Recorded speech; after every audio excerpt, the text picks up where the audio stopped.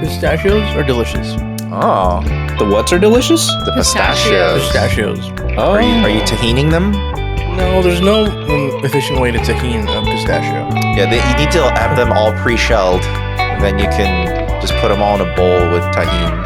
I mean, granted, you can, like, with any shelled nut or seed or anything of the sort, you can dedicate like 10 solid minutes to just shelling them all, and it's kind of like when you like load up a giant Nerf gun with every dart, you know.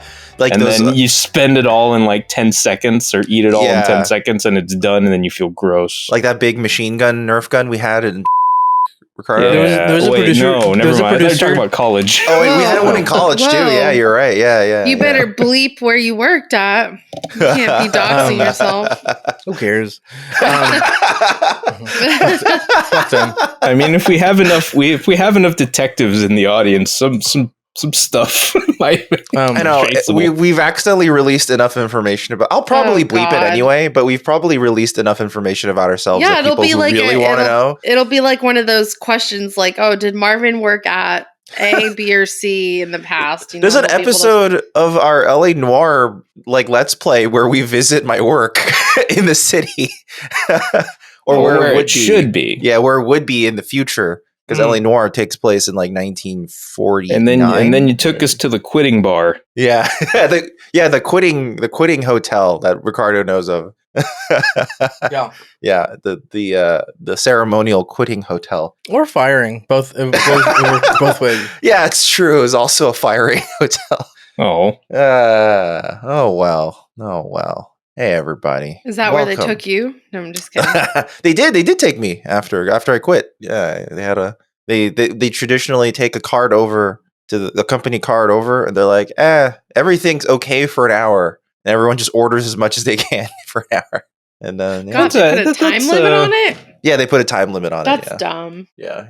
I mean, even that's a neat little tradition. Not everybody gets that. It's true. Not everyone, not every company does that in general. And it was just like, just Yeah, start in doing this capitalistic society, that's pretty good.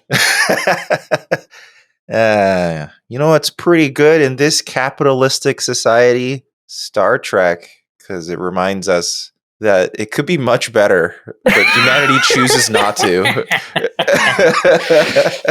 You know what I mean? Yes. Yes, I do. It could also be a lot worse and a lot better. Oh yeah. It could be Meaning, a lot like, worse too. Yeah. I mean, imagine like like just the planet hearing they're of on. Wesley. Like, Imagine yeah. hearing of Wesley and being like, "I heard he's trying to kill hundreds of thousands of people repeatedly. Yeah. Don't bring him to Earth." And then they're You know like, how many? Do you know how many times he's almost like imploded the warp core for fun? They're like, "I'd rather deal with the Borg than deal with Wesley." At least we could turn the Borg off. Wesley's unturn offable. Well, at least we'll become the Borg. But if Wesley shows up, he'll just kill us. Yeah, and like Picard was saying when he was Locutus, he was like, "The Borg is great. Why don't you want to be the Borg? Yeah, it's fantastic. They have universal healthcare. Yeah, we have universal healthcare. Everyone gets UBI. It's great. HBO is free. HBO Max is free. It's not canceling all these cartoon shows. Yeah." Everyone's got a VPN. Infinity Train's still streaming on HBO Max and Borg World. But What are these? Tiny. It's a tangerine? A tangerine? It's not Tangerine tiny. It's dream? one bite and I'm done. Yeah. No, aren't those the Ricardo like, just showed us a tiny clementines? citrus fruit. For those listening, Ricardo's always eating some kind of fruit. Little for the tangerine record, dream. the new CEO of HBO is so stupid. He's an idiot. Just saying, he's so stupid. We need to save $3 billion, so I will do moves that costs my company $5.5 billion. Yeah, there you go. If you're wondering why all those shows are just disappearing from HBO Max, it's because some guy's really stupid. Yeah, it's really dumb.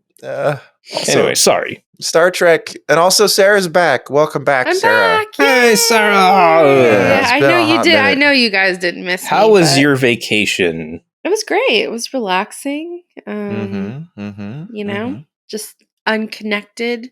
You had no internet Not there, connected. right? Yeah, but we had our phones. So But if you had an internet, you'd be using a VPN, right? Oh. definitely. Oh. 'Cause you're out in public. You don't want to bear back the internet. No, no. Definitely not. Hell yeah. And I was in Rhode Island, New York, Mm-hmm. and it was Having fun. fun. Yeah, it was fun. Well, this week happy to be back. The Suzuki of Islands. All right. I hope you're ready to discuss some Star Trek. I am happy I am back for this episode because, wow. Yeah, Legacy. A lot to say, a lot to discuss. Yeah, it's a pretty hefty episode. Coincidentally, it's called Legacy. It's also the episode that had TNG beat TOS for number of episode count. So, wait, what do you mean? So TOS ended after 3 seasons. With this episode, TNG is finally beating TOS in terms of the number of episodes they have. With 80 over the original series 79 total. Yes. Oh. So they are. So with the 80th episode, TNG has officially overtaken the official series in episode watched count. 80 episodes of Star Trek. Wow. That doesn't seem like we've done that, but I guess we have. Wow. I mean, yeah, does that mean we've recorded 80 episodes? Yeah, we've recorded more than 80 technically because we had. That's true. Although maybe Sarah's own count isn't quite there yet. No, that's I'm true. not, For Sarah's, it's not there. Overall, for the series, yeah, because we had at least the April Fool's episode. And a recap. And a recap episode. And a watch along. Yeah, and a commentary track. I kind of wonder how many episodes we've done. So, or like you guys have done in general. Well, this would be 69 for at least.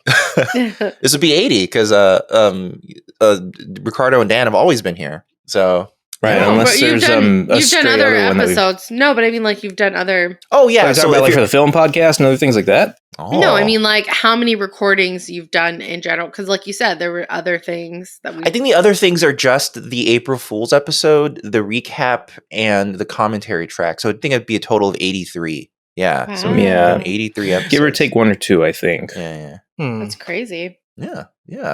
Do you think that I was just looking down? Do you think they make a Star Trek Legos? Oh my goodness! Yes. Have they ever licensed them? Oh yeah. Really? There's tons. I would think so. I'm gonna look it up. I don't believe you want a Star Trek Lego? I would like a Star Trek. You want Lego, Enterprise? There's one that's like a.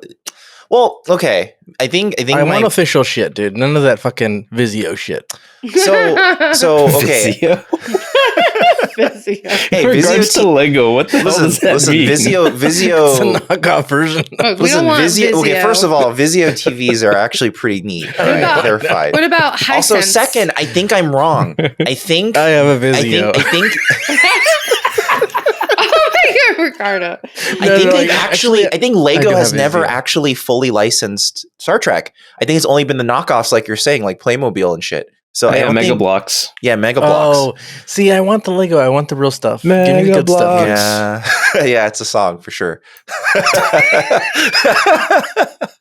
But yeah, that's a shame. They really suck Star Wars dick, but they never suck Star Trek's dick. Yeah, it'd be really cool. That's probably why, though. Okay, the Lego company is probably the best example to date of a company that like gets to have it both ways. Exactly. But they can't have everything both ways. Why not Star Trek? They can do really Marvel, cool DC, but to make an enterprise out of Legos, that sounds really cool. Yeah. Well, of course it'd be cool, but I'm just saying, like in terms of like licensing rivalries and all that sort of stuff, like just they logistically too. Also, a Lego enterprise would be very precarious. Because it's like, how would you like balance that correctly as you're building it? Because it's not designed to ever touch the ground.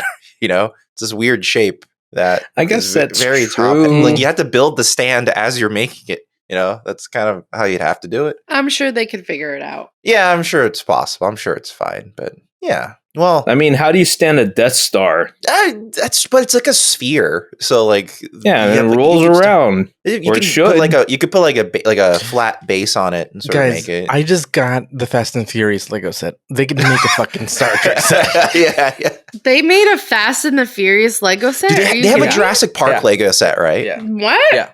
They have to, right? We just built this this Bond Lego set. Oh my god. Okay. So you can Aston Martin. So you can make your dream come true of Fast and the Furious crossing over with Jurassic Park. Yeah, it's already happening. Make a Lego movie. Yeah, it's already happening. What was the other one? Ricardo already like wrote 4 movies using the Legos. We're on movie 10. Yeah. Are there Lego Transformers? They're called Fast and Transforming. Tokyo Drift. Because they're from Japan. Yeah. Yeah. They have really racist fucking voices.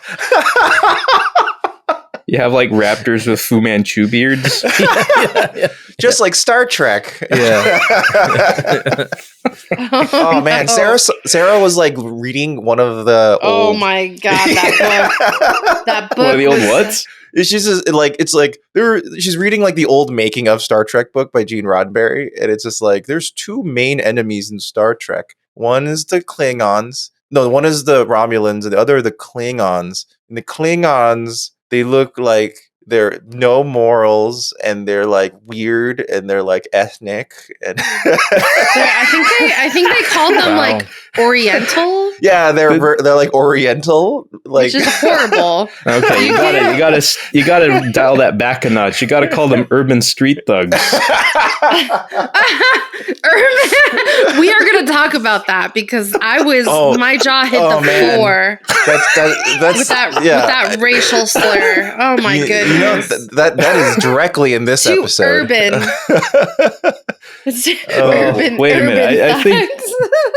Not quite to the territory of a slur, but certainly coded language. Oh It's yeah, not- It did At not. the very it least, did not age well. That's for sure. Yeah, well, yeah. We watched Legacy. Parts of Legacy aged really well. It's a really cool way to kind of sort of bring back the Tasha Yar character if you wanted to like kind of interact with her legacy, in a way. But yeah, it's an interesting show episode that came out. We're going to talk about it. It first released October 29th, 1990, 2 days shy of Hallows Eve. Dan, should we go around the sun? Should we do it? Yeah, Don't do it. Okay. Let's go do ahead. All right, let's do it. that allows us to travel back in time. You see. Oh, All right. So on October, actually, it's extremely short. I got literally two things, and one of them is a retraction. Oh my On god. the 28th of October, Steven Seagal was finally knocked off the top of the box office by a mostly forgotten horror movie called Graveyard Shift,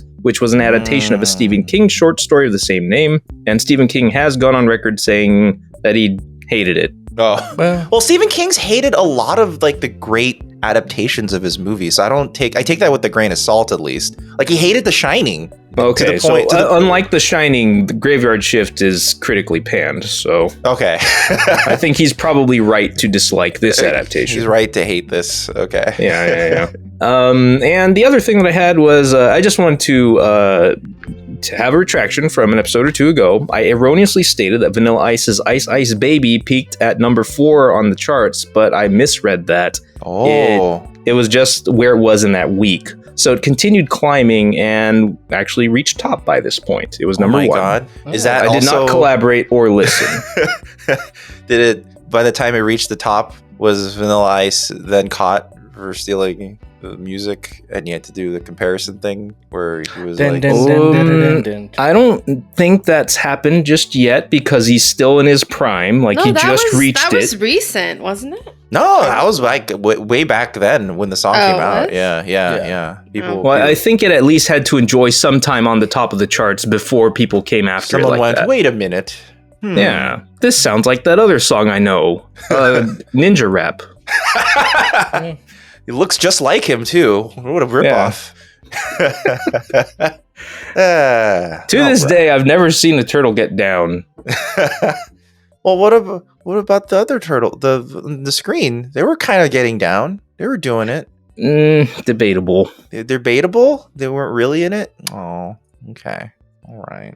Well, I guess that concludes your Around the Sun. It does. Okay. I told you what was in it. It's true. But listen, we're not done yet because we got some sponsors to go through really quick. Because hey, look, What? ExpressVPN. Who are they? Do we know them? We do. They're near and dear to our hearts. First is protecting our I don't know schlongs them. from the internet. We're using Express. Near to our hearts, protecting our schlogs. Yeah, from the internet. Listen, Ew. if you aren't using a VPN, you're just raw dogging the internet. Yeah, and it's true. you're It's true. you're practicing unsafe interneting. You know, Yeah. you really need to be using Don't safety be checks gross. like a VPN. Use a VPN. Yeah, and if you Oh, want yeah. a good VPN, you should get something like ExpressVPN because one, ExpressVPN is one of those few VPNs that have actually been tested in real life. Like the Turkish government actually tried to raid it and find people's activity and connection logs, and they couldn't find anything because Nothing. Yeah, they were telling the truth. They don't Nothing. record any of that Nothing shit. at all. Yeah, At all. but you don't have to sacrifice speed or convenience either because it's still one of the fastest VPNs out there, and it works on every device you can think of. It has 3,000 plus servers in 160 locations spanning 94 countries, which means it's very available everywhere. It actually works with streaming services like Netflix, and I was just trying this out, HBO Max. It all works. And like I said, it's also super fast. You can go 500 up, 500 down at least. And they're actually starting to increase those speeds across the board. And Across if the you- Borg. Huh? Star Trek reference. Yeah. And if you head on over to expressvpn.com/newbie Star Trek, that's NEWBIE Star Trek. You sign up for 12 months, you get an extra 3 months for free. That means the entire package is 49% off, only $6.67 a month. That's a pretty good deal for a VPN of that quality. It needed to be $6.66. Or $6.69. There's Yeah, two what the different ways fuck? it could have Yes. gone, but Yes. you know, During yeah. the month of October, they should cut it down to $6.66. Yeah. Yes. Or Wow. for Valentine's Day. Oh yeah, Also Also $6.69. $6.66. Yeah. Yeah, when Missed opportunity. it is unfortunate. We're Come on, talking with them. We're guys. trying to get this figured out. Yeah. If for any God reason damn it, you're not dude. happy with ExpressVPN, it has a 30-day money-back guarantee, so you Yeah, can don't rest complain to assured- us. Complain to them. Yeah, complain to ExpressVPN. Be like, I don't want this anymore, and they'll be like, it's fine. You have a 30-day money-back guarantee. It's all fine. So again, it's expressvpn.com/newbie Star Trek, and you sign up for 12 months. You get an extra 3 months for free. It's a pretty good deal. There's a bear jerk in the woods. You know, that's Give Yeah.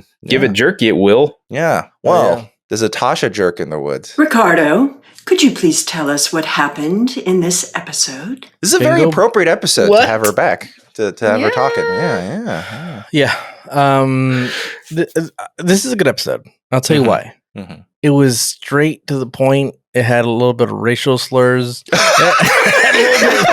little bit of everything. Also, we had some nice eye candy. I Oh, think, yeah. this episode. Who are you talking about?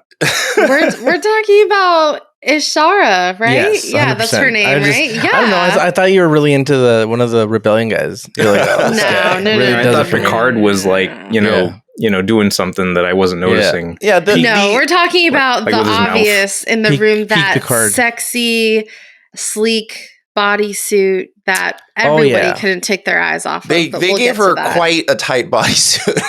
Yeah. It's so 90s though.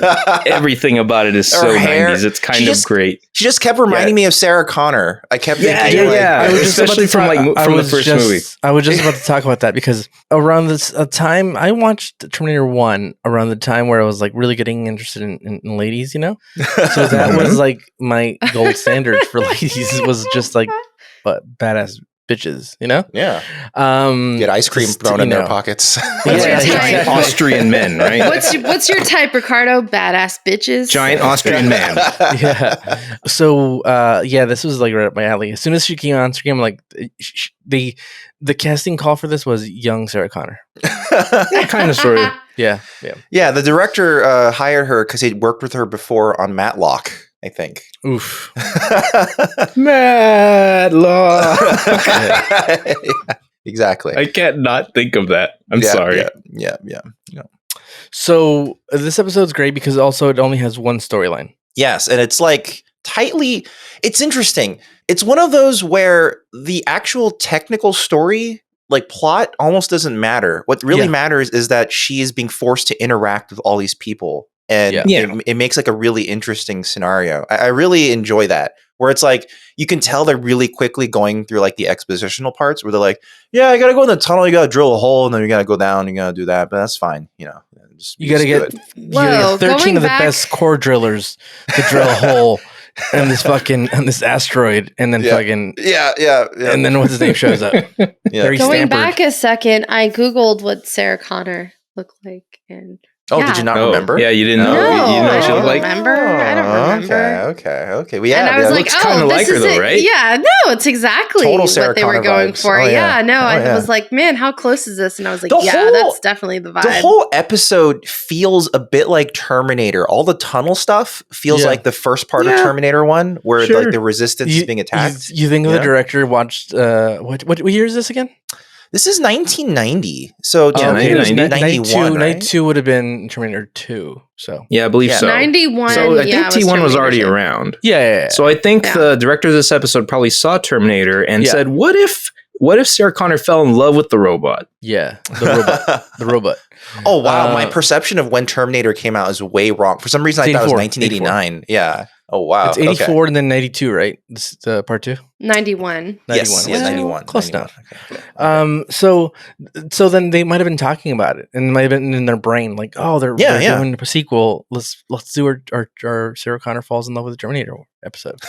And in the beginning, you have another poker game. This is one of like 20 poker games they've had. Yeah. They use it as a framing device often. Yeah, that's true. And then it's really cool. It's like a super Space Visor's back. Yeah, Space Visor's back for no reason. He's not even dealing, and he's got the visor. Yeah, but he's winning. He wins. Not only does he win all the money, but he also bets Riker at the end. He like it double or nothing bet, and he beats him. And he beats him because Riker cheats because he does magic. And he's like, I don't believe in magic, dude. I don't believe in Jesus, Harry Potter, or magic, dude. He's like, Riker, my fingers are far faster than yours. I could see everything you were doing. You're not tricking anybody. Nobody has faster fingers than these fingers.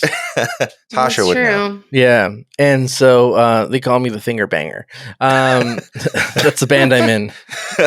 The finger I'm sure there's a band called the Finger Bangers. Surprisingly enough, one of our coworkers said we should start a band, and then I said, yeah, we'll call ourselves, and then I named it after her first name. So it'd be like Bleep and the Finger Bangers, because we would be and she's like, I fucking love it, dude. Let's start a band. Oh my god. So that's I'm gonna Bleep. These are the Finger Bangers.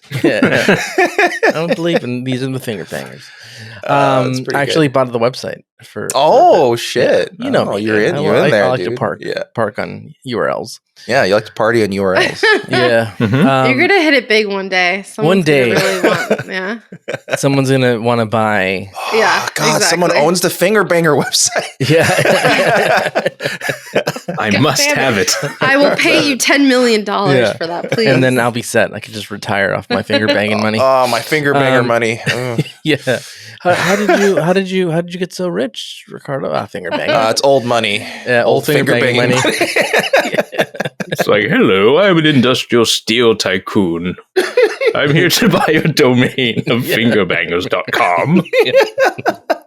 Oh boy. Very good. So Data wins all that money, and it just shows like that he's not only learning how to like basically bluff and have a, he's getting good. He's getting good at being human, And then of course they get a call. Someone's in trouble again this week.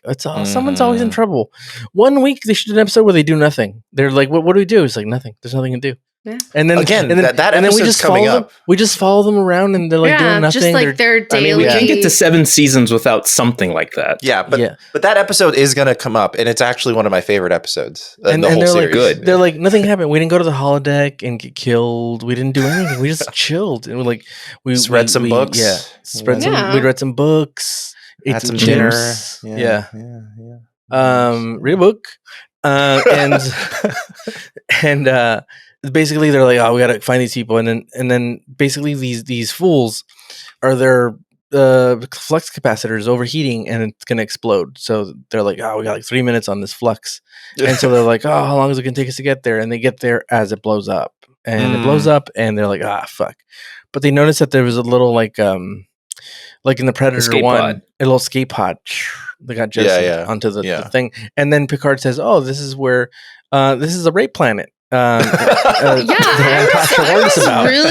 was really shocked by the use of the word rape in this Yeah, they've time been saying that period. out loud. Yeah. Yeah, I mean, Like, Riker humans have was been like, doing "Oh, it don't for they rape millions of people?" years. Tasha Yeah. spoke of rape gangs. Yeah. Like, that's a Yeah. I was just website, like, yeah. wow. Yeah. I was like, we're just gonna go out and say like rape. Like it's on, always like, like our kind shops. of It's like, like the whoa. fact that you are designating like an entire category of gangs to that. Yeah. It's kind of yeah. like, man, what That's a all they harsh world do. that is. Yeah. Oh my Yeah. god. What if It's one like- dude's like, no, that's not what I do. I just steal. I just steal. No. He's like, no. He's like, no. What kind of gang you wanna He's join, like, man? no, you're in a rape gang, dude. And he's Oh like, no, I swear to I God, don't dude. want to. Yeah, oh, I don't want to. fuck. Yeah. Yeah. Like all my friends joined the rape gang. I don't want to go over there, but Yeah. I wanted to just steal stuff. I you want to know? be in the robbery gang. Yeah. I mean, did we see I any? wanted arson. Did we see any Don't evidence you guys like fire? of like a rape gang type situation on No, this only, planet? the only time you've ever seen it is one time Tasha, I forget the episode, but her mind is like shown her like a flashback. Oh, I think you're right. And then you she's see a experiencing flash flashbacks. of like a rape gang in the background. But all they're But- really but- doing is like waving their flashlights. Yeah, like you don't really yeah. see anything. But were Wait. they, I don't remember. Were they phallic? Yeah, they're just Were they being phallic-y? menacing in like an area. because she's Not trying to really. save her cat. Yeah, that's what's happening in that scene. Like she's like having a memory of her cat, and she's like, "Go, Okay. cat, you be safe." And then as the rape gangs approach, But then how do we know that they're a rape gang if they're just Only waving because they're the only flashlights around? threat that have been explicitly named on Tarkus. yeah, and then the writers are like, "That's the only thing they've ever talked about here." So Like we haven't Yeah. seen like a That's- rape scene or anything like that, right? again, I mean, I- thankfully, not no. on CBS. No, yeah. Prime time. Not Yeah. on prime time. Okay, Yeah. that's a little much. This Yeah. is why I keep saying it. I keep yelling it. No one wants to listen. I keep saying that's why aliens will never visit us. Yeah. Because we're pieces of shit. Like it's been how many years that humans have been around, and like we're still going to war, and still raping people. Like aliens are gonna go and they're like, well, they're doing what? They're forcing themselves upon other creatures of same species. Like what? It's like it's horrible. Why would they do that? Yeah, first of all, what's going on down there? And he's like, they're still like warring with each other. What the fuck? Yeah. No, let's skip this planet. Plus, still there's eating no, at there's no, there's no natural resources to steal. Yeah, we're running out. Yeah, we're literally about to run out of helium. Like it's real.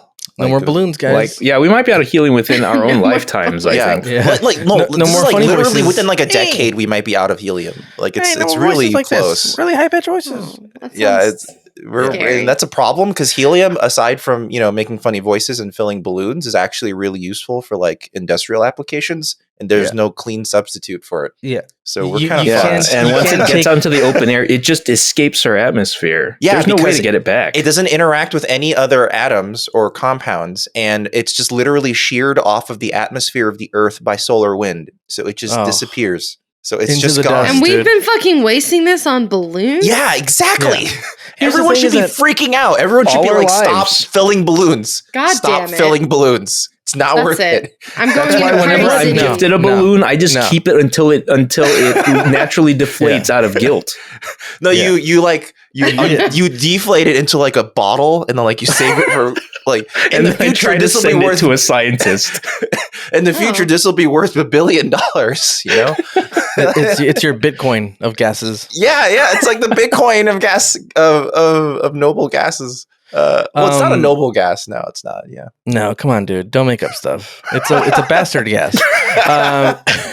You know what's funny with the escape pod scene as it's happening, and it's like, oh my god, they exploded, and Picard's like, God, I really hope that escape pod doesn't head towards the planet. Oh shit, it's heading towards the planet. We should tell them not to do that. Oh, Yeah. it's too And late. Oh, they're captured. They Oh, can't fuck. communicate. They're captured, and they're like, "Fuck!" And they're like, "You know what? The planet's rough, dude. Remember, Yara said that there's like a rape gang, and like there's just horrible. It's just like Death Wish like 2, which is Or like 3. Chicago, Also yeah, 3. yeah. And then Beverly's like, "I'm going. I need to check it out for myself." And then Worf's like, "Oh fuck, dude. Of course, if there's people to be killed, Beverly's got to be there, dude." Yeah. She's got to assert her fucking. Worf has a her- very like good suggestion. He'd be like, Yeah. we could just transport here when we figure out where they are. Yeah. Everyone's like, shut That's up, not an Worf." unreasonable thing to say. or if you're on your own, dude. Yeah. When we want advice about sashes, that we'll call you, pal. But till then, shut up, dude. Shut the And fuck so up. they're like, you know what? The best of the best. My first officer, my irreplaceable robot. Let's all send them down there. Let's all send them to the horrible planet. Yeah. So they go down there, and it's like the dark vision of goddamn fucking Terminator. It's all like post-apocalyptic fucking rubble, and then they bump into some dudes, and then they have like a Iron Man fucking lights, and they're like, "Oh, follow us, dude," because we're in trouble. You mean their little tracking things? Yeah. It's true. And so these dudes just stole a bunch of booze, which doesn't help their cause. Yeah, It's it just just like- makes them look like dumbasses. Well, yeah.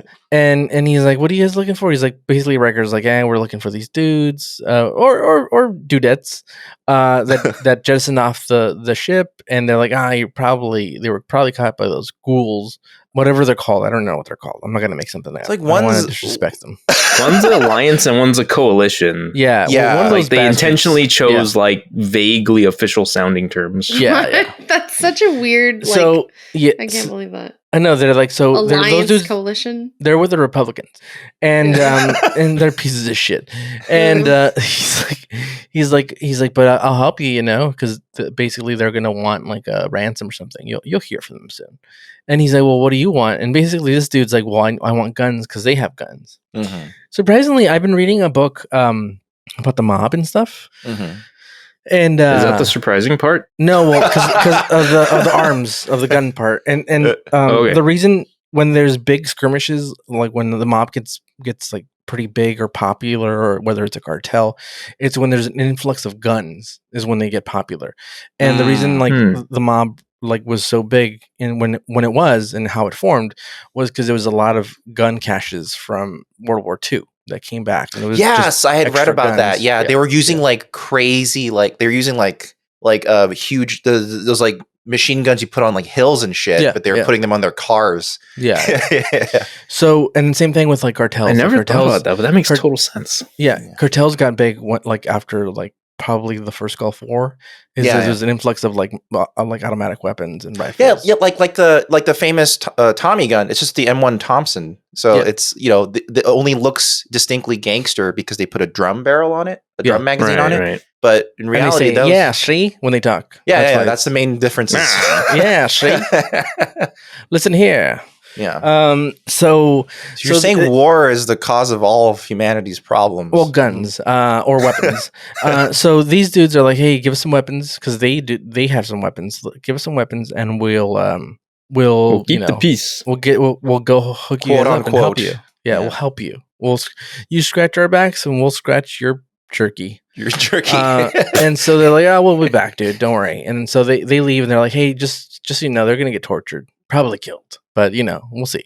And then they're like, all right, we'll be back. And then as soon as they leave, the dude's like, find out everything you can about them. By the way, for a society that like it looks like they're like literally living like the Terminator scenario. yeah. Mhm. They have a lot of computing power to figure out that that's Enterprise and that's Tasha was on the ship. Someone and has all an this stuff. iPhone. Yeah. Yeah, that's Someone's Yeah. got it. Yeah. Yeah. No, Someone's got I an love Android. that scene where he tells that random guy, it's like, I want everything there is to know about the Starship Enterprise, and the guy just like nods at him. Yeah. He's just like, And got it. I I'll want get it. like what goes in my mind is like I imagine him only acknowledging that he wants to know information. It's like, yes, Not that yes, you he's do. So do gonna I, do- boss. So do I. We don't have any information, but by golly, we're gonna get something. I would also like to know, boss. And so next thing you know is this guy hails them and he's like, hey, I got something you might want to see. And as the screen comes on and woof, your heart skips a beat, dude. You get to meet this lady. Mhm. It's not supposed to be. It's really her.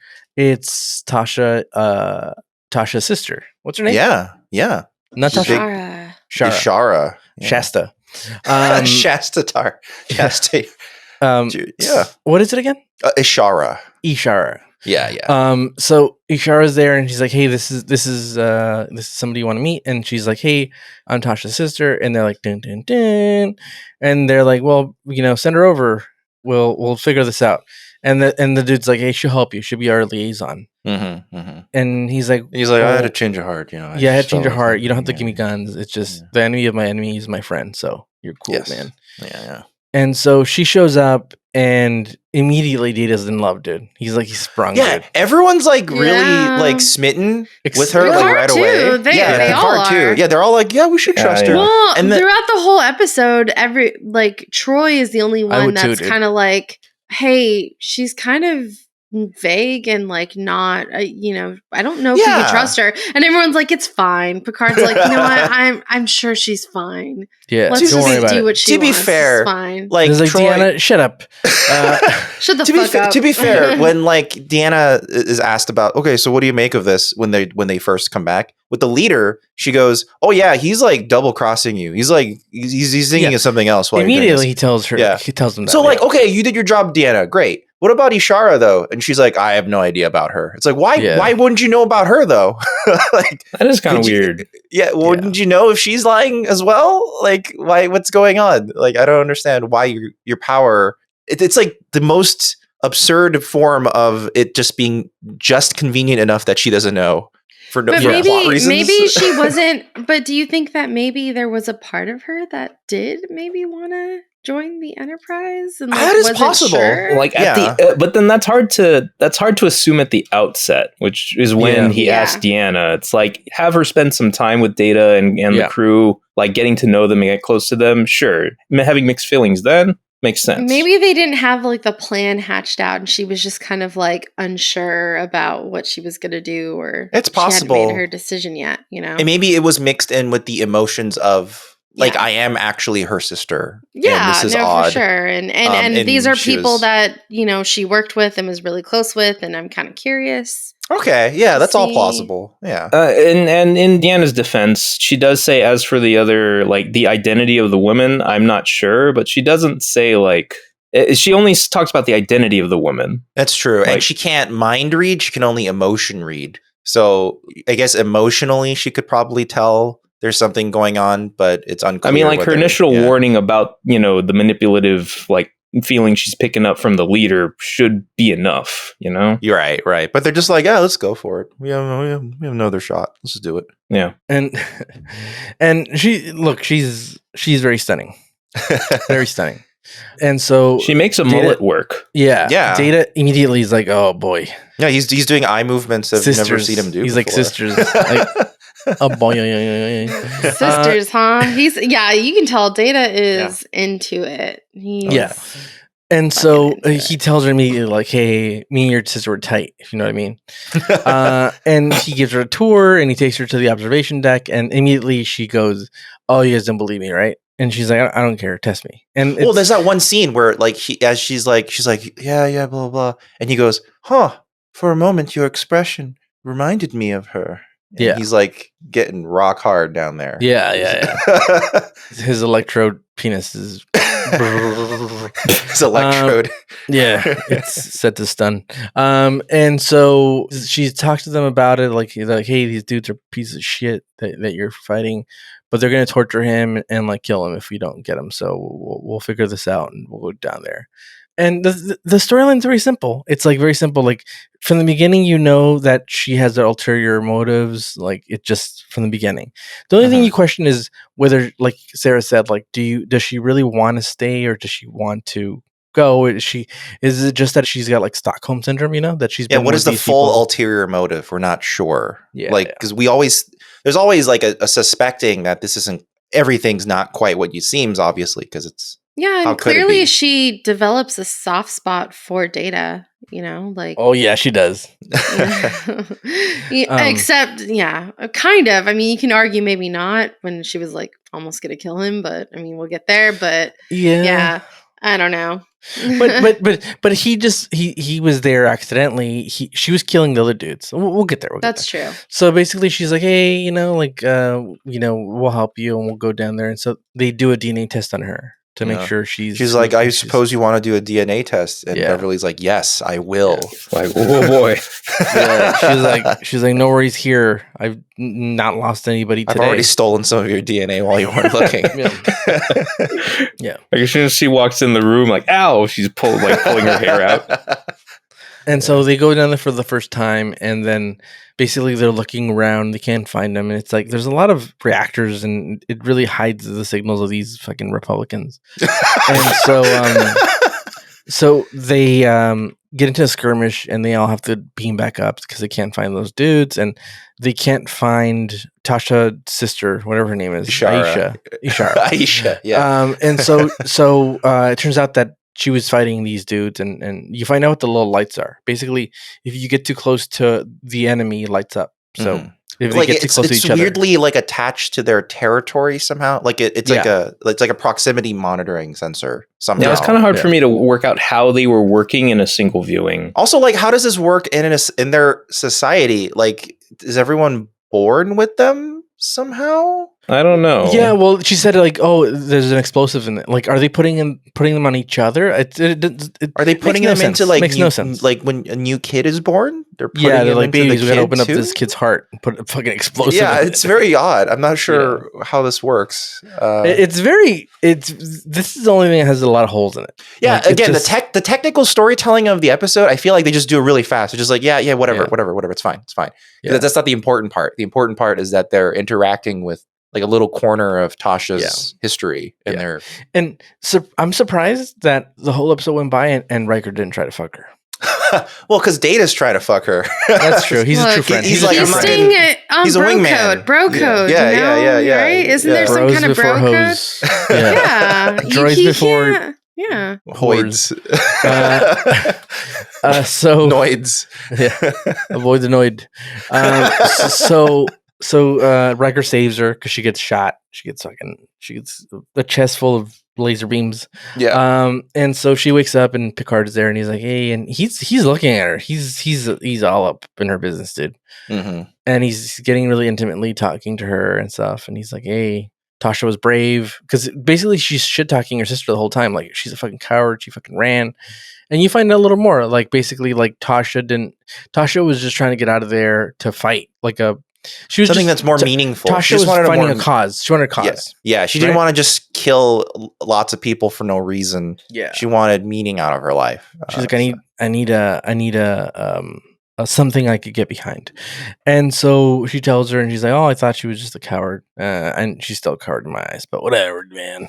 And then she changes. Picard's like, oh, she's now helping us, and she's part of the group now, and like, if without knowing it, she's like a member of the team. It's crazy. And it's like she's white, so no problem there. She could just come on into the bridge, slots right in. Yeah, just walks right in because she's got a tight bodysuit. That's kind of a big. Like during the scenes with tight bodysuits, everyone's kind of just looking at her. Yeah. I mean, oh yeah, there's a whole scene where Worf does like a full scan. Yeah, they're all kind of like checking her out.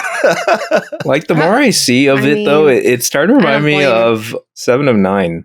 Yeah, it's very well. She looks like proto 7 of 9. Yeah, Ricardo and Sarah haven't seen 7 of 9 yet, but yeah, it's like the bodysuit of like 7. It's really tight though. 7 of 9 doesn't have a camel toe. This does. Like, it's a very clear. There.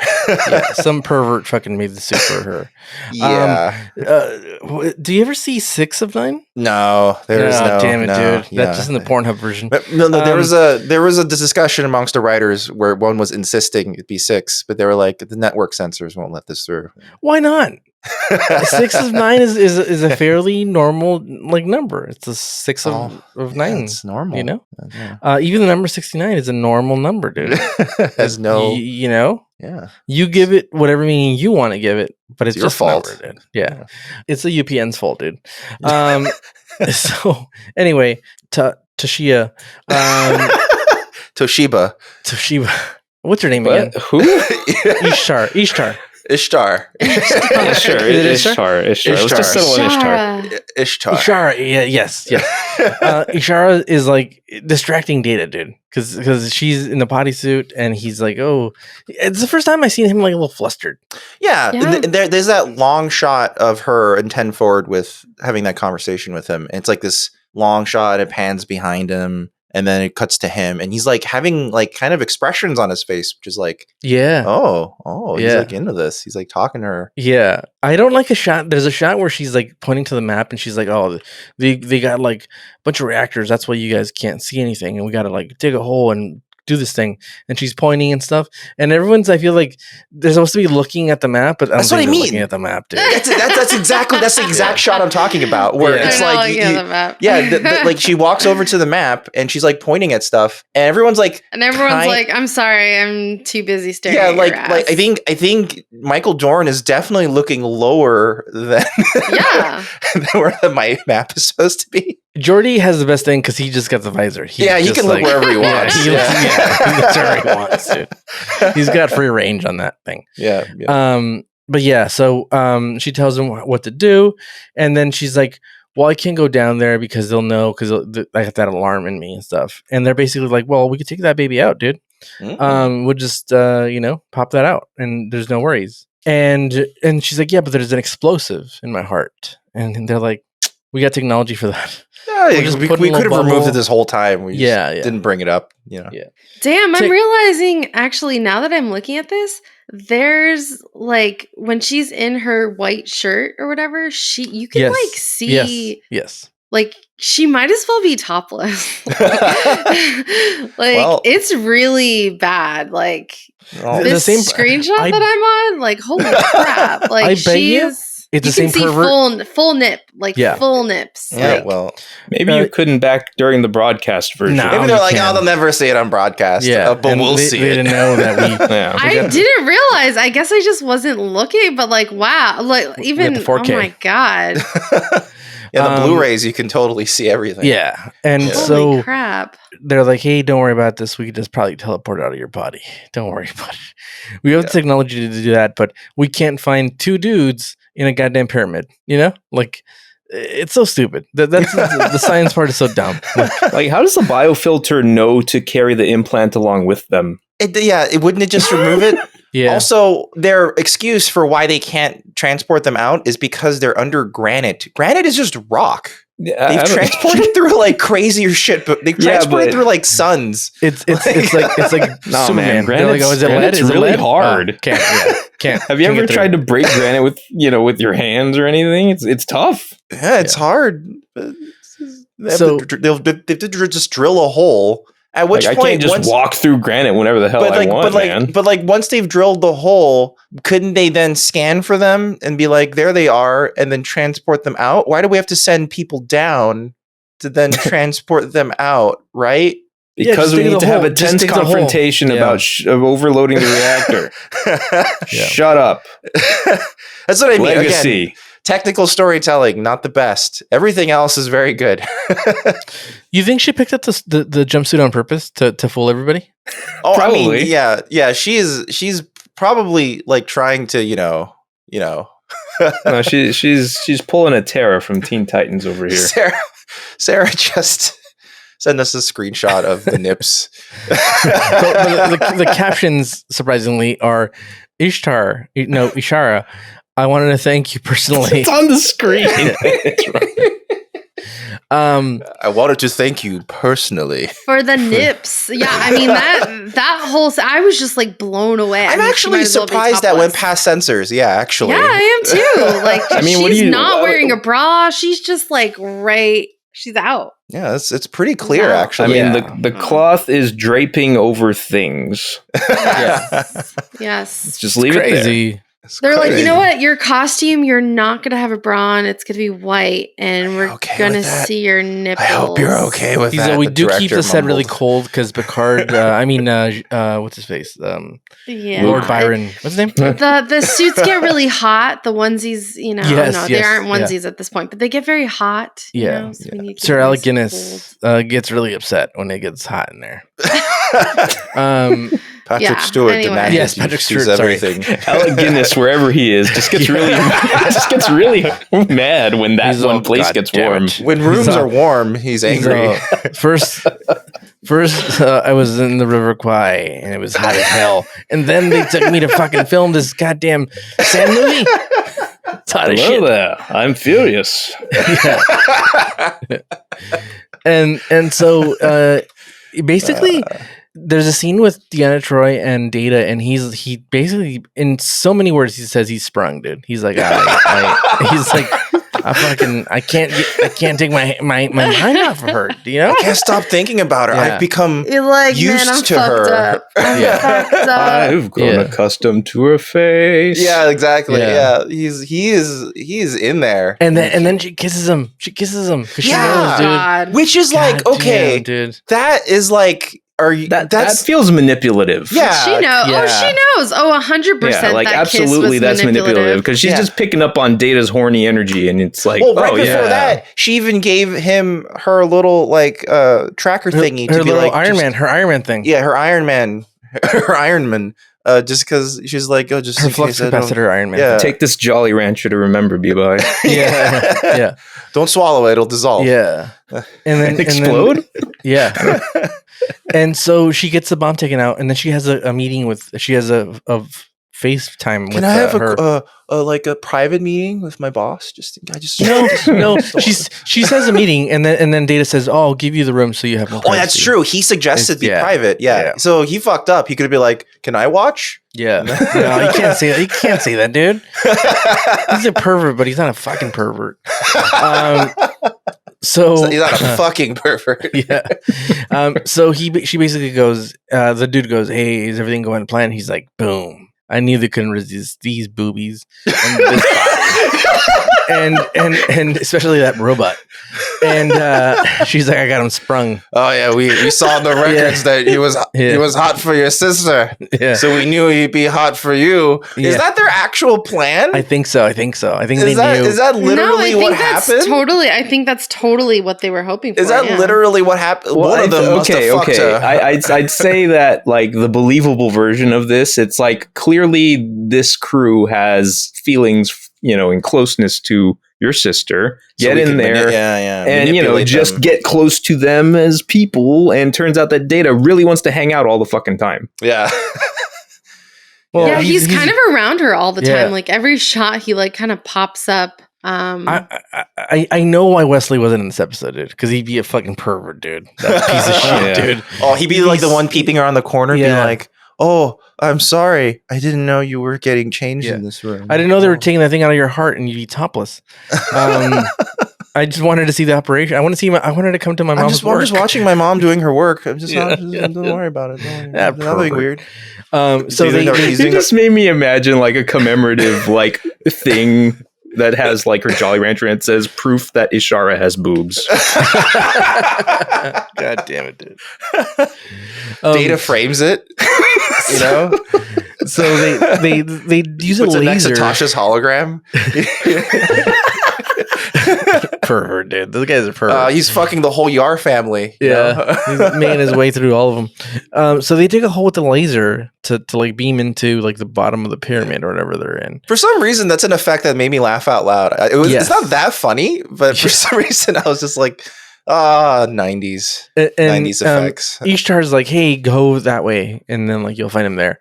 And then she's like, but I don't know, I haven't been here, so I don't know. And like, well, then why are you telling us where to go? Then why do we are need you you? our guide? Yeah, we don't need you then. But she fucking goes rogue and she starts fucking offing people, dude. Yeah, like fucking yeah. Training Day. Yeah, Boom, yeah. She had it sees- set to kill the Yeah, whole she's- time. She sees urban people and she fucking kills them, dude. Urban thugs. Okay. I just want to clarify for the audience. The reason why we're mentioning urban Yeah, so we haven't much talked about that. is because Picard has a line specifically. I pulled it up from the script where he's talking about the coalition, the alliance. He's like, Mhm. coalition, alliance. It all sounds so reasonable, but you've described the behavior of urban street thugs.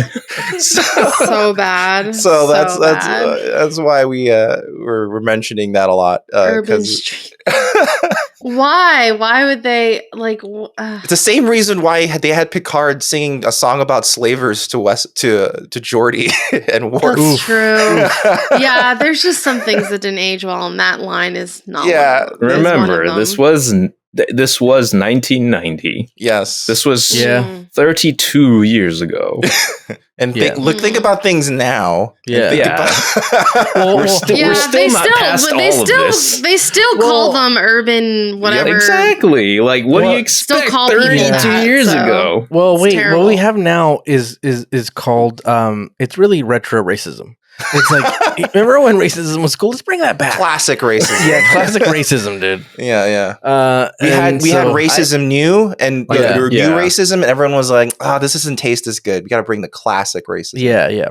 Yeah, but just for a little while, they'll keep new racism on the market as racism too. Yeah. Sometimes they'll bring out vanilla racism and they'll bring out cherry racism, but for different flavors. Don't forget about reverse racism. Yeah, dude. Is that like Crystal Pepsi? It's crystal racism. Yeah. And so she's killing people left and right, and then they finally get the prisoners out of there, and they beam them out, which is not even that hard to do. Yeah. And then basically they're like, get out of here, and basically Riker and Data stay behind. They're like, we can't leave her lady, our harp lady. And so they're looking for her, and they find her, and she's fucking sabotaging the security system because he's like, I'm going to turn this off, and then we're going to come in and we're going to fucking shoot everybody, dude. We're going to take over. We're going to be dictators. And he's like, I can't let you do that, because then if you kill anybody, then it's on us, because we helped. Was it a suicide? I didn't get this. Was it a suicide mission? Like, I think it was a potential suicide mission. Yeah. I think potentially she was willing to die for that cause. There's a good chance she wouldn't have, because you could just transport out. But I think she was ready to die for it. So. And but here's the thing: is that like she basically, and I knew he wasn't gonna be hurt. I'm like, Data, he's got the reflexes of a fucking cat. Fucking she's not gonna do shit. When that weird like mining laser was trying to kill him, remember that scene? He was doing somersaults. That scene that we saw nothing of. Yeah, I'm like, we saw a little bit of it. We saw the beginning of it where he did like the slight dodge. Tasha 2.0 just got nothing impressive. On this guy. This guy's got moves and hops. So Riker shows up and she fucking shoots fucking Data, and he's like no problem, dude. He fucking dodges it like Remo Williams. And then he's like, Riker's like, oh my god, it was set to fucking kill, dude. Yeah, and she's gonna fucking kill it makes sense. She was trying to kill those dudes, the urban fellows. It makes sense that it makes sense that she would have it on kill. And so they take her back, and I would have just done her dirty, dude. I'd have been like, you know what we're gonna do is we're gonna take her to that planet where Steve, the annoying guy, the annoying god that created the whole planet. Oh, you're gonna give it to her, and you're gonna listen to fucking. You're gonna get rickrolled for the rest of your life. Yeah. And we're gonna give you up. And that's your punishment. And he's gonna fall in love with you, and then that's all the songs you're gonna ever get listened to. You know what I really loved about this scene, though, is that when Data really goes in depth about how she used him and how he's like, he like plots out, he's like, you fucking fucked me over, bitch. Like, he's like, you. That's exactly. I wish that's exactly what he said. I'm not sure he said all that. He's like, listen, you fucking. All of it was a fucking lie. He did say you manipulated us. Yeah. And he's like, you know what? You're gonna sit down and you're gonna fucking hear this. Why did you do this? He even asked if their friendship was part of the lie, and he actually seemed like kind of heard about it. He asked her about it, like, was this your intent from the beginning? And then slowly you start hearing I Want to Know What Love Is by Foreigner. I want to know what love is. And then I noticed this guy that's on the console where Wesley's on, and this guy hates Wesley. He's like, I'm the sub to a privileged child. I'm the backup to that child. And when there's a skirmish, they don't bring the adult. Last time they literally had to like evade things and stuff, and Wesley was at the helm. Yeah, not an adult. What's the really funny part? Even in yesterday's Enterprise, during wartime, Wesley is manning the ship and is flying. They really fucking trust him. It's because he already accidentally killed all the other pilots. He's actually like a war hero. He's killed millions of enemy Klingons. He was an ace his first year. The other thing about that sub for Wesley at like the helm control, like his uniform's weird and off. It like has a zipper down the middle, and it's way too tight. It's different. I think so. What happened a lot is that he's wearing a child's fucking coat, dude. Yeah. They can't even get him a real one. They're like, literally, what would happen is that like they would never make new costumes for extras. This is literally what's left over, and they would just be like, "Can you kind of fit in it?" They just gave home your swingman jersey. Yeah. So basically, the dude's like, "Hey, send her back to me. Like, everything's cool." I demand she comes back, even though we're huge fucking betrayers. Yeah, I would have been like, "I'm gonna take her back to one of the. You know what? I'm gonna give her to Q, so he could annoy the shit out of her. Take her to the Venom planet, die the same way as her sister." Oh no! He's like, "I will show you who is Venom," and basically, he lets her go. He's like, I forget about it. Picard Riker feels was bad. right though. Riker was like, fuck this girl. Like, let's take her and like punish her some way. Why? But I mean, someone's got to help me like understand why do they let her go? Is it because she has they're in love with her? Like, what is Picard like? I'm with Riker. Like, Riker's like, we can't just let her go. Like, I think Picard's point is like, she really got us, but we shouldn't have let her guard down that bad. Yeah. And immediately, like it's like this is partly our fault, so it's kind of like so we she can't gets get to that go free. Yeah, no, and that's there should have crazy. there should have been an inquiry by Starfleet. Like again, Picard, you're bamboozled, dude. You fucking idiot. You're losing it. Yeah, it doesn't make a lot of sense. Like the reasoning is that that's your self victim blaming. That doesn't make any sense. Like yes, you were also a bit too trusting, but that doesn't make what she did correct, or any of them did correct. Maybe Picard's play was just striking everything from the record. It's like we can't have any evidence at all. Okay, you go so home, we need and we zero. don't have to suffer the embarrassment of letting some stranger on our thing and leading 2 missions. Yeah, we should just pretend this never happened, so they don't. A stranger with a nice again. booty. She got us. And the lack of bra. Yeah. They're like, how do we explain that? Riker, how do we explain that on a report? that we've been bamboozled by a child? Why did you trust her so much? Yeah. She wasn't wearing a bra. Yeah. She had a really nice ass. Tasha. He's like, can I be honest with you? I lost my touch. And when He's like, you haven't touched it again with, dude. You're out of touch, man. No, they'd be like, what's the investigation? Then they see a photo where they're like, oh, okay, we got it. We understand. Show her the picture of the bodysuit. Yeah. Oh, yeah, there it is. Like, damn, she was wearing this. Why did you put her in this? Worf, call the security footage up. Pull it up. Yeah. Okay, slow down. Enhance. Keep enhancing. I mean, honestly, there is no explanation for why Picard was like, all right, just let her go. Just bring her back, I think it's like emotionally as an ending, it like works because you can't like keep her. Like part of it is that her leaving has that ending for Data. That's basically what it's really serving, I think. Yeah. Because once she leaves, that's when Data can have it. This episode's really about Data. Yeah. And about how horned up he is. Yeah. He's learning what it's like to, to get fall in love with someone and then fall in love with their hot sister as well, Yeah, and it's complicated. And then get fooled like an idiot. And he walks her to the transporter room. And if he was off duty this time, but if Jason Statham was there, he would have roundhouse kicked her. He's like, no, this bloke doesn't get tricked by no broads. And he's just fucking. He has like a Popeye talk now. Yeah. He would have roundhouse kicked her. He's already got the bicycle pedals on. He's always had them on. Yeah. And then so basically he's like, you tricked me. I loved you, and you tricked me. Well, he doesn't even really say anything. She's like, you're not saying anything, Data. And he's like, what's there to talk about? And then she's like, for the record, our friendship, it really did mean something to us. And then Data just goes, energize. I fucking love that. Also, that is the best way to say fuck you to someone. Energize. Like, fuck that. Fuck you, bitch. Go back Let's do to that where in you real came life from now on. Yeah. I'd be like, energize. Like instead of saying fuck off, just go energize this motherfucker. Energize. Marvin, I'm fucking mad at you. Energize. This only works well when you're in a transporter room, though. Yeah, it plays. We're gonna use it when we're mad at the grocery store. Yeah, we're gonna use it. Yeah. This fucking lady's in the fucking 10 items or less line. She's got 25 items. Energize. By the way, I hate that. I've so many times. Now that I have a kid, I use the kid. Do you hate that? You actually are like counting people's groceries. Oh yeah. I've had people. I've always hated that out of principle. I'm just like, you have more.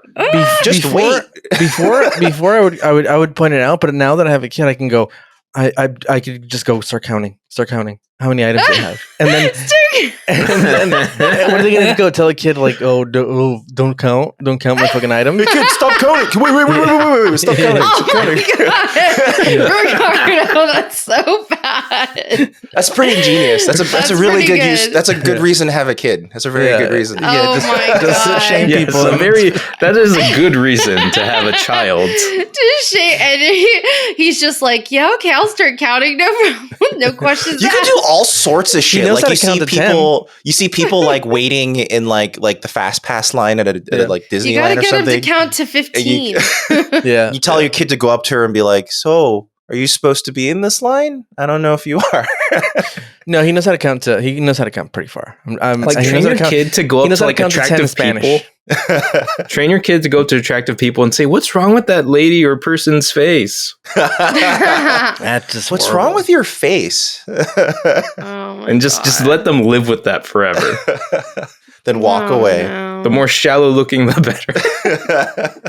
Wow, that's funny. I always see people with more groceries, and I never let it. I'm like, whatever. I'm always annoyed. I look at them. I'm going, really? I don't get like. I'm only annoyed once I'm in the line behind them, and I'm like, you motherfucker. Dan's like, I'm annoyed out of principle. It's just like we made a pact with society that says this is what we're going to give you. If you're in a rush.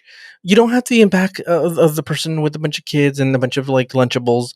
Don't get me wrong. Ask me, and here. Yeah, it's just like I'm not letting myself get too riled up about it because I value my peace. These people are horrible people. All right, that's it. Shit. Protect your peace. I assume some of them are good people, but these people need to be rounded up and imprisoned. Feel free to do that, and I'll support you. I just don't need to get mad myself. This aggression cannot stand, dude. I have 3 items. I have a kid and I only have 3 items. I need to get out of here, but you're gonna inconvenience everybody because you don't want to be inconvenienced and send the line. So now you're passing on the fucking buck onto me. Now I have to flip your bill. I have a new grocery store dilemma for you. I don't care if she's old. Stand in the fucking line, dude. Not that. Yeah. Say you've been waiting in line for a very long time. Suddenly, another cashier shows up to open up a new line, and then you are right at the point where the break happens and everyone goes into the new line. Who are you most angry at? I'm mostly angry at how I don't society. know. By the way, I've been escorted out of Ralph's. I have been. Oh my God! Yeah, I did. I'll say that. Are you at liberty to discuss why? I can say. I wasn't banned. Is that why I saw Vaughn's rules spray painted all over the deli? Oh my God! I'll tell the story. Okay. This is before I had a kid, so I was a little bit more, rambunctious. Brave. I could be more liberal with how I, got in trouble.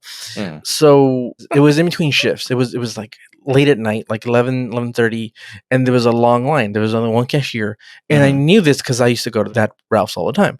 And it's around that time that the shift changes, or like some people go on break. It was one of the two. it was an evening, a night, and there was only one cashier while everybody clocked in, and I could see people that were clocking in, putting on their apron, and one of the guys in front of me was really, really impatient, and he kept telling when he kept like saying out loud, when are you guys gonna open up another cashier?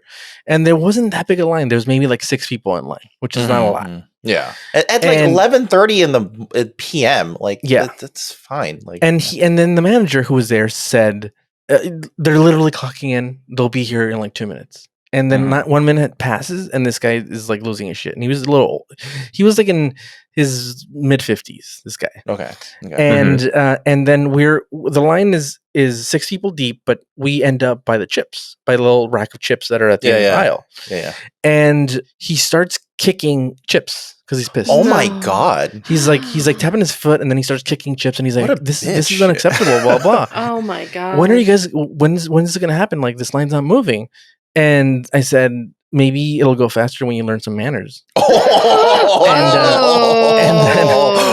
And then he said, would you like to teach me some? And I said, yeah, if you meet me outside, I'll be right there. And then, oh my god! The manager immediately went, like, he flagged me. He's like, come here. And I was like, and immediately I was like, I apologize to him. Like, the first thing I did was like, I'm sorry. It is like this. It's uncalled for. Like, what is he like? Now somebody's gonna buy those chips. Yeah, they're all gonna be crushed. All crushed. That's fucked up. And he's like, no, don't worry about it. He's like, I just don't want you to get in trouble. You're fine. And he literally rang me up before he rang in. He literally opened up, just rang me out, and then he walked me out. And then and I was like, shit. I didn't ask, like, am I banned from fucking Ralph's? But basically he was just like, I just want you to be not get in trouble. I just don't want you to get in trouble. So, all right. That's fine. I'm not banned from Ralph's. I just wow. Okay, so you're the good guy in this story, but you're closely monitored at Ralph's. Yeah, but I was ready to say you like that was a face turn of a story. Yeah. I was like, whoa, you're the hero in this story. You're the baby face in this story. So that's good. Yeah, that's good. We like that, you standing up and saying something. Yeah, see, Ricardo, this is why you would be my Chadich. He's willing to kill for chips. He's Chadich. I'm telling you, man. We made the right choice, Marvin. Oh my god. That's pretty funny. So basically the episode ends, back to the non-Ralph story. Him and Riker have a moment where he's like, basically Data's like baffled, like, oh fuck, like, how could this happen? And he's like, well, that's the emotional bonds are what, are what make us who we are, And he's like, but you put yourself, basically the moral of that story he's telling is like, hey, you have to put yourself out there. You have to make yourself vulnerable. Data out there. Almost comes to the conclusion that he should never trust again, which is shocking. Yeah. He's like, so why should I ever trust again? And then Riker I'm really glad that they bring that up as a logical, next step, because it's like, that does make sense in that moment. Yeah, for Data, be like, well, then why should I trust again? That doesn't make any sense. Yeah, exactly. It's good. I like it. I mean, that's a very good point. There's a lot of humans that deal with trust issues, Yeah. And then he looks at her little heart thing, her little Iron Man thing. And he's like, I will never love again. Well, because it ends with Riker being like, well, then maybe it's good that you don't feel these feelings. Yeah. You don't have to worry about that. But then you see in that moment, he kind of does in his own way. Yeah. He is feeling these feelings all the time. Yeah. I kind of love how there's always this like this phantom area of like, Data does feel things in his own way, but in my mind, it's just our humanity just clawing and scraping at all the projection we can potentially put on this character. Because what is a story without projection? Well, but that's one of the greatest things about Data as a character, though. And I was going to bring this up earlier because it's like Sarah's like enthusiasm for how much it feels like a fuck you to say energize. It's like, that's everything that you're feeling in that moment. It like, if that's your thought process, that's what you're feeling, and you're just describing that to Data. That's very true. Data's just giving the order that he's. Yeah, but if you just look at objectively, Data just said a word. Said a word. Yeah, that's true. That's actually very true. A lot of it is what we're kind of prescribing to Data's. No, but there's also timing. Like, I think timing and like when you say something and how you choose to say it.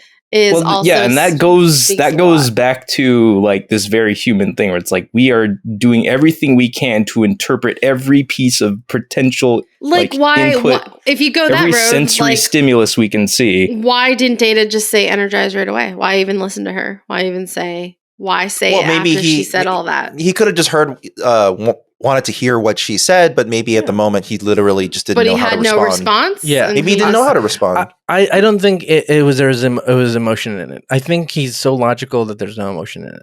I think they're intentionally, like with many Data things after season 1, trying to play both ways. I think they're trying I think that is exactly how they're always trying to write it. They're always writing it in such a way that they want you to feel on Data's behalf, and whether or not Data himself feels that, like, is ambiguous. And that's where the phantom feeling is. I think the biggest tell that he does have feelings for sure, though, is in the Collector episode. You know, when like the lady was killed by the really painful disruptor by the Fajo guy, and then he's like, Fajo, you know, I am going to kill you, and that feels like an emotional decision. You know, well, I would say that the real tell in that scenario is when he lies about it, and then he lies exactly. He tells because if it was just a logical, I can't let you continue killing people like horribly forever. I'm going to kill you. Like that's a very logical decision in that moment. Yes, but then he chooses to lie about it. Yeah, but then later on, when asked about it, he's like, I didn't do nothing. I don't know what you're talking about. And that's when it's like, wait a minute. He thought that might be a little bit improper, maybe.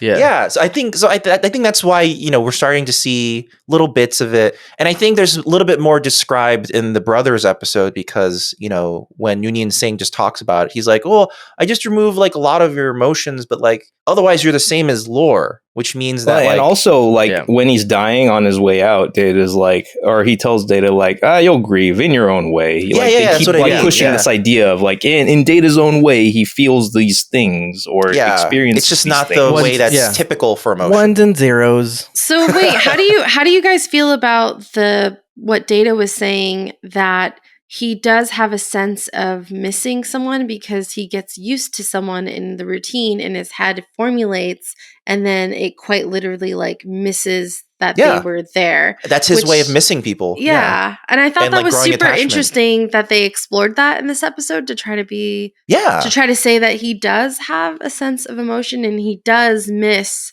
people. I think like that approach. I really like it because I think for him, someone's so logical. It's him almost missing the forest for the trees because he's saying like a really logical way of explaining like getting used to someone, but he's just describing like growing an attachment to people, you know? Mm-hmm. And he's saying like what he's describing is what actually happens to people. Yeah, exactly. So I think he's actually like got an understanding. He's just so focused on the minutia of it that he can't. But you could call that, I mean, that is missing someone. Yeah, that's what I mean. Exactly. Yeah. I think he's literally describing it's a robot version. It's a robot. It's like when Arnold says, like, my sensors tell me when, you know, I take damage. The data could be called pain. I know now why you cry.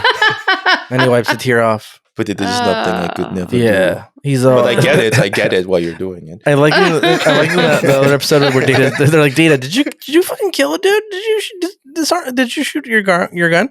Nothing here, Governor. Not here. But I'm gonna give this episode I'm gonna give it an 8 because I liked it. An 8.5. 8.5. I'm giving it a 9. Oh, it is a damn near perfect episode in my opinion. Okay, there's a lot of good stuff by referencing.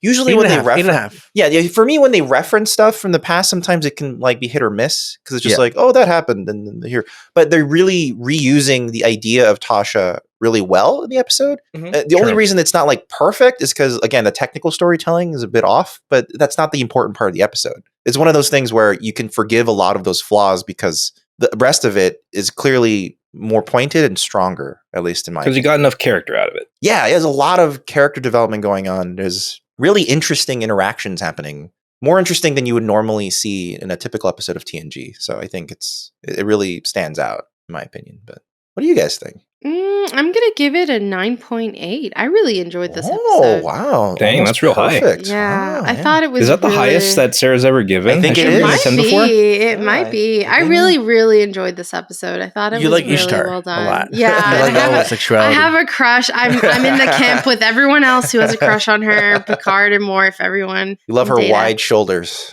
her no, she's got a cute butt. And I know her shoulders are like pretty wide. She's got she's got the shoulder pads. They're definitely like giving her shoulder pads to accentuate. Yeah, it's like a like shoulder in the jumpsuit especially, like they're very prominent. Oh yeah. Yeah, it's to give Janet her Jackson that like style. it's to give that like perfect line, that like perfect body that line. linebacker. Yeah. the sexy linebacker physique that we all love, you know? I mean, other than that, I mean, I thought it was a really great episode. I liked seeing Data, you know, have his crush and just kind of go through some emotions and also discussing missing someone. Yeah, it's fascinating actually. Yeah. His way really of describing it. Yeah. Yeah, I like and also, you know, we explored this underbelly of a world, and the sets were really cool. Like they had, you know, obviously a more involved set. Well, it's not as involved world. as we thought it was. So basically, they just redressed the Borg sets. So a lot of it's just okay. I can see that. Yeah, I can see that. So they didn't have to do that much more work, but it's still impressive what they did with all that. So yeah, it does look like very different. It doesn't look like the Borg set. Yeah, you wouldn't think, they just redressed a Borg set. So they did a good job of redressing it. So yeah, it was really well done. Yeah. And I would give it an 8. Okay. All right. Damn, Dan. All right. Damn, Dan. Dan, gotta come in. It gets a couple of points knocked off for all of the racial slurs. The urban street thugs. For the urban gangs and the rape gangs. That was not great. Actually, I wanted to bring up one thing. When on their way down to the surface, like Riker tells like the away team, set your phaser, or like, you know, what setting the phasers to maximum stun. Maximum stun, which makes me think of a setting called maximum kill. Yeah, there is. There's a maximum kill mode. That's great. That just blows them up. That's the setting they use to blow that guy's head off. I guess so. I guess there's enough like show-based evidence to support the existence of maximum kill. Because they've had kills where the lady just disappears. Exactly. They've had maximum kills where the guy's head explodes. So maximum kill confirmed. Thank you. Maximum kill. So it's great. Yeah. All right. It's DJ's. You're so dumb. Oh, there's one thing I forgot to mention about the episode. And this is oh my god, too late now. We're done. There's like a cue that sound. Okay, none of you have seen DS9, right? No. Okay, so I thought no this spoilers, cue, dude. No. But this You're spoiling it, Marvin. I thought this sound cue, this music cue, sounded really close because it's a transitional sound cue for when they go into Riker's quarters when Data's feeling sad. So this is the sound. This is the song.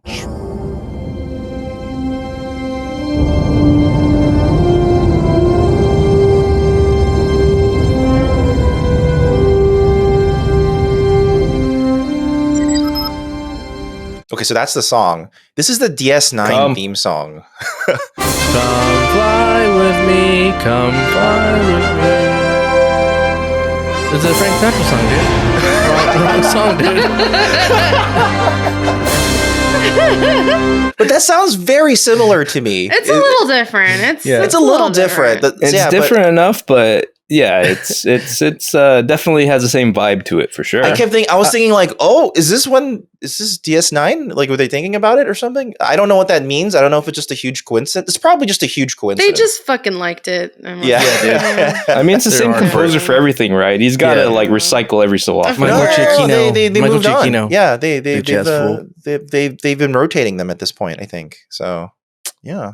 Okay. All right. Well, that was a great episode of TNG. Yeah. Very good. Well done. Yeah. And hopefully you guys also like this episode of Newbie Star Trek. If you've been liking what you've been listening to so far, maybe you could help us out. Give us a rating or review, depending on where you're listening. If you're on Spotify, you can give us a rating there. And if you're on Apple Podcasts or Podcast Addict or some other places, they do reviews, which would be sick. You don't have to. You can do it if you want. No rush, no pressure, nothing like that. And also, if you ever wanted to shoot us an email, That's contact@newbiestartrek.com. Contact@newbiestartrek.com.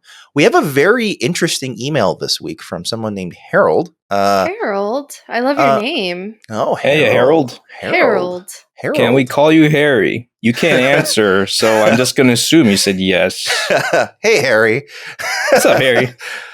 So everyone remembers Suddenly Human, right? The kid was like taken as that was one of the episodes Sarah wasn't here for, so maybe not. But she saw it, I believe, right? You saw it with us, Sarah, right? The kid who was taken as a child of war, yes, and then raised by another alien species.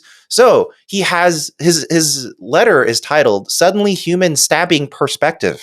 So okay. Hey crew, so glad I found this podcast. I love it. I just wanted to share a perspective on why the kid stabbed Picard in Suddenly Human. I worked for years in a youth mental health facility for children struggling emotionally and mentally to maintain safety.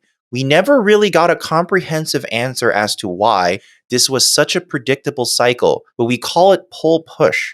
Kids would come out of their shell and start to show improvement or connection with staff that they felt safe with, but near the height of their improvement, they would often suddenly revert, sometimes violently. I can think of at least 2 that involved stabbings. Wow. Some staff saw this as though that the kid had come out of some sort of realization that they were leaving behind the life they knew for whatever this life was in the facility. You could argue that this in and of itself is scary and heavy for a kid to process. Additionally, they know that the facility, like the Enterprise, is a temporary place, and that just because you've learned to live differently there doesn't guarantee you won't go back to the way things were when you leave. You can't give up your survival instincts. What if you have to go back and need it again? It also serves to test the boundary of how willing your new caretaker are willing to go and what they will endure to keep you and themselves safe. How can you feel safe with someone who can't protect themselves from you? There are a lot of schools of thought and situations it can apply to. Long and short of it, you're more likely to be stabbed by a troubled kid who likes you than one who doesn't. Wow. That's a really fascinating. That is very fascinating. Take that like perfectly explains it. Yeah. Yeah. That also reminds me of a movie that was, born out of a short called Short Term 12. Oh, right. Yes. Yeah. It's a great movie. Yeah. It's a really good movie. I recommend it to anyone who wants to or who can find it. I don't know if it's streaming on anything. He did Asian Punch Man. Shang-Chi. Yeah, he did Shang-Chi. Yeah. And I didn't realize that was him. Yeah, it's him. Yeah. He went from Shang-Chi. Yeah. Now he's doing Avengers. Then go watch Short Term 12. It's a great movie. It even has Captain Marvel in it. It has Brie Larson. Yeah, I think she's the one who brought him in. I think she's the one who suggested him. Oh, really? That's really sick. Yeah, that's awesome. That's probably the best contribution Brie made. Probably like one of the better Marvel films that have come out in a while, like in this new wave, like just in terms of story and action, like it's quite good. So I was actually really satisfied when Sarah and I watched it randomly in Denver, I think. Well, anyway, just to give a short rundown, Short Term 12 is about a youth facility that houses, kids with, disadvantaged youths who often also have mental health issues. And the struggles that they focus on some different kids, and at least one of those stories actually kind of mirrors or has parallels to that trajectory as well. So, all right, so pull-push, it's a real thing, and that was really fascinating, and I think a really awesome good email, Harry. explanation. Thank you. Yeah, thank you, Harold. That's an excellent email. Thank you so much for helping us understand that perspective way more. Definitely, actually pretty great, and it makes sense. It makes total sense. Because like from our own logical, not as traumatized point of view, like why would this happen? But this all makes sense if you're coming from that perspective. Yeah, that's interesting. Definitely. Yeah. Well, all right. Well, hopefully you guys have been enjoying. We do other things. We have the Fugitive Frames Film Podcast, where we discuss movies and TV shows and other random things, sometimes in lists, sometimes we just feel like talking about them. Also, we have our YouTube channel, Fugitive Games, where we do Let's Plays. It's actually a Let's Play I want to do with Sarah. Maybe just Sarah, because it's a topic that's very specific to her.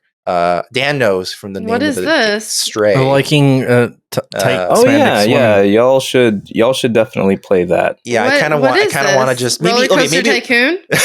Yes, it's just like Roller Coaster Tycoon. Maybe Dan and I and Sarah, or just me and Sarah. What is it? Oh, you'll see. It should be y'all. It should be y'all. Okay, I just want you to see it. I just want you to see. Is this scary? Oh no, that's not like that type of game. But I think you'll have a fun reaction to it. But yeah, are there cats involved? There could be. Oh, So, okay. all right. The answer may surprise you. Yeah, and all that stuff. You can head on over to fugitiveframes.com. It's like our link tree, except it's a website just with links. So more complicated. We have a lot of videos under Phoenix, right? Yeah, that's true. That's Sarah's, and yeah, we should also get back to that series. We recorded for over a year.